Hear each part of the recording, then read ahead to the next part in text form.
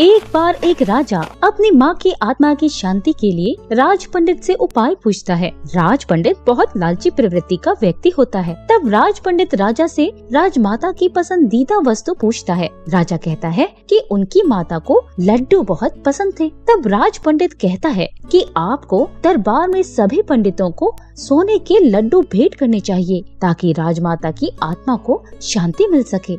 ये सब सुनकर मंत्री को बहुत गुस्सा आता है और उसे राज्य के खजाने की चिंता होने लगती है, लेकिन वो कुछ कर भी नहीं सकता था क्योंकि राजा को राज पंडित की बात पसंद आती है और राजा सोने के लड्डू पंडितों को भेंट करने के लिए आदेश देता है। तब मंत्री खजाने को बचाने के लिए तेनालीराम के पास जाता है। तेनालीराम उस राज्य का एक गरीब पंडित था और उसकी आयु लगभग 16 से 17 वर्ष थी। छोटी आयु में ही पंडित तेनालीराम की सोच महान थी और इसके साथ ही वो दयालु भी था। तो मंत्री तेनालीराम को राज दरबार में हुई सारी बातें बताता है और उनसे खजाने को बचाने के लिए गुजारिश करता है। ये सब सुनकर तेनालीराम राज्य के खजाने को बचाने के लिए उपाय सोचता है। तेनालीराम दरबार के सभी पंडितों को अपने घर आमंत्रित करता है और उन्हें अपने पिता की आत्मा की शांति के लिए भोजन करवाता है। भोजन के पश्चात जब वो सभी पंडित दरबार में वापस जाने लगते हैं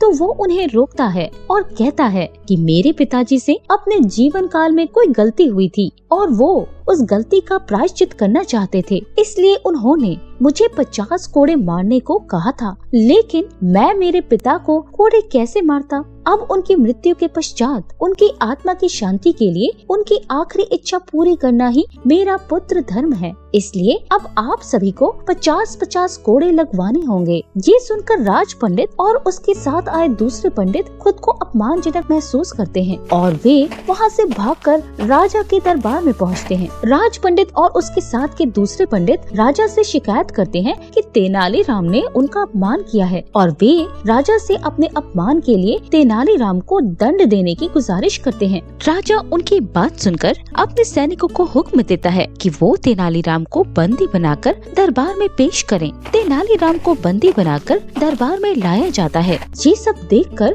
तो मंत्री भी घबरा जाता है। राजा तेनालीराम से राज दरबार के पंडितों का अपमान करने का कारण पूछता है। तब तेनालीराम कहता है कि अगर राजमाता की आत्मा की शांति के लिए पंडितों ने सोने के लड्डू लिए हैं क्योंकि राजमाता को लड्डू बहुत पसंद थे, मेरे पिताजी अपनी गलती का प्रायश्चित करने के लिए खुद को 50 कोड़े लगवाना चाहते थे। उनके जीवन काल में मैं ये उनका काम नहीं कर पाया, लेकिन अब उनकी मृत्यु के पश्चात उनकी आत्मा की शांति के लिए मैंने इन पंडितों को भोजन करने के पश्चात 50 कोड़े लगवाने को कहा। तो अब पंडितों ने कोड़े लगवाने से मना क्यों कर दिया? हाँ, वो बात अलग है कि मेरे पास सोने का कोड़ा नहीं है, लेकिन मैं अपने पिता की इच्छा तो पूरी करना चाहता ही हूँ। ये सब सुनकर दरबार में मानव सन्नाटा सा छा जाता है। तब राजा भी राज पंडित की चाल समझ जाता है। इससे पहले कि राज पंडित को राजा सजा दें, उससे पहले ही राज पंडित राजा से कहता है, महाराज, कल रात राजमाता मेरे सपने में आई थी